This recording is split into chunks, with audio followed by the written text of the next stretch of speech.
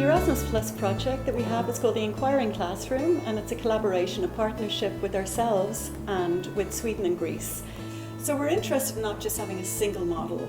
We don't want to just think about addressing, say, questions of pluralism around religions and beliefs. We want to have an approach that has different rhythms, different opportunities for contemplation, for thinking, for existential engagement, for imagination, for poetry, for knowledge, for philosophical inquiry, and for beliefs and values, to have a space. So in a sense, what we're trying to do is give teachers resources. So part of this is addressing this question of complexity and difficulty and stuckness that all of us as teachers have. But of course, those moments of perplexity are also wonderful opportunities to open up lines of inquiry and exploration with children and young people.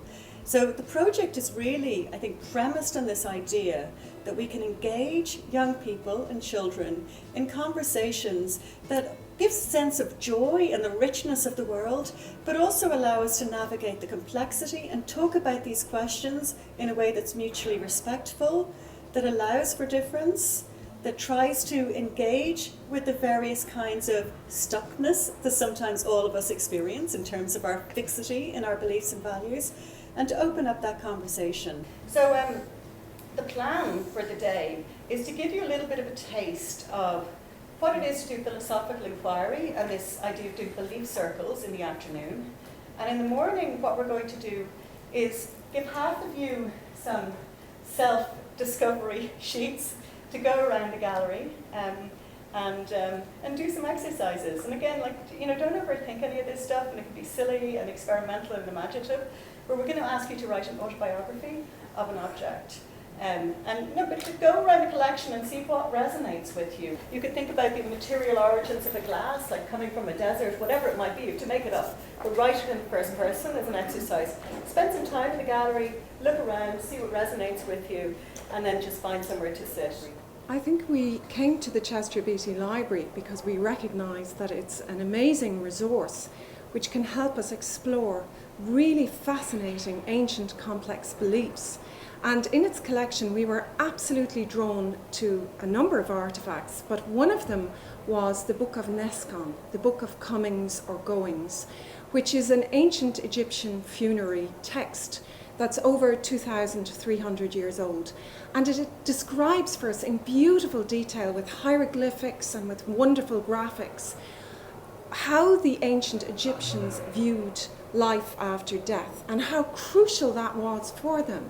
So we see the Chester Beatty Library as a wonderful resource for educators to explore not alone ancient beliefs, but contemporary beliefs about life and death and truth and justice. We had this little book of stuckness and perplexity. I suppose one of the things that we had initially thought about is that how do we create a space to talk about complex or difficult moments in classrooms and moments where we're not quite sure what to do and so on, moments where we don't know what to say. So we thought if you want to jot down moments, we'll come to this later in the afternoon, but you could jot them down in this book.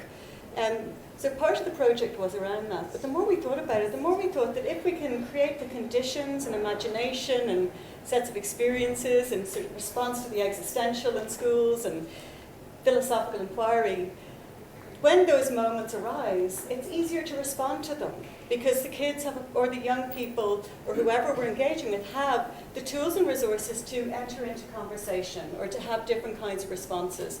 So that's what part of the day is. Most of the day is going to be about creating those conditions so that we're not just kind of scrambling for responses at those moments where we just don't know what to say or do as teachers, and I'm sure you've had them. My name is Jenny Seung and I'm Head of Education in the Chester Beatty Library. The collection here is an eclectic collection of rare books, manuscripts, prints, drawings, decorative art objects, collected by Sir Alfred Chester Beatty, and they come from the Islamic, East Asian and European parts of the world. And it's housed here in the grounds of Dublin Castle. And for us to engage with the communities as represented in the collections and the museum can bring about complexities, and that's why today's workshop, the Enquiring Classroom, is really insightful because we have an eclectic group of people who come from all walks of life And they're here working with Mary Immaculate Teacher Training College and Maynooth University's Department of Education and ourselves, and we're exploring how complexities challenge both teachers and educators, and both partners have provided a platform and a space for people to address these complexities and explore creative ways in how they can be addressed. And for us in the library, we've been doing this for quite some time, but it's a really interesting way to see how other organisations, such as Maynooth and Mary Immaculate, can bring in new, fresh ideas in a teaching, educational way, and for us to learn from both partners and how we can use those ideas in our way of engaging with our communities and schools and teachers as well. So what we'd like to do, we'd ask you all to bring an object that in some way symbolised or was associated with a ritual in your life. My 12-year-old made it for me because it's May and it's a decade of the Rosary. But I couldn't believe when she gave it to me because it reminds me of the Ankh, the Egyptian symbol for eternity. My mum, she died 2 years ago, and she told me whenever she got stressed, she said her 5 times tables. Even as a woman, that was her thing. So for me, prayer is a lovely ritual. It comforts me. It's an image of Saraswati, who is a Hindu goddess of wisdom and learning and that kind of thing, which has always been tremendously important in my life.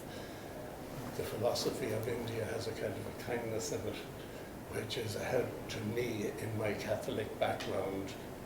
Actually, I try to get my kids to help me to choose an object, because I have no relation to any really object. So my daughter says your ring, your wedding ring. My son, he says your wine bottle. My husband says the books that you never read. So it goes on and on the whole week. And then I decided yesterday, coming back with my kids home, I say, no, I'm going to bring the key to home. What we'll do for a few minutes is talk you through a few of the things that are sometimes, I think, a little bit difficult, and you guys feel free to jump in as well, at any point and help. But to think about a few of the things, be thinking about coming up with a concept, like how do we communicate to children, young people, adults what a concept is, then generating a philosophical question from that, so we'll look at that, and then we'll just look at the parameters of how we'd set up an inquiry. So if we look around this room, and we can just look at everything in this room, everything that's here, just let's brainstorm some concepts that are associated with, just impressions, concepts that are associated when you look around this room. Like, you really just brainstorm this.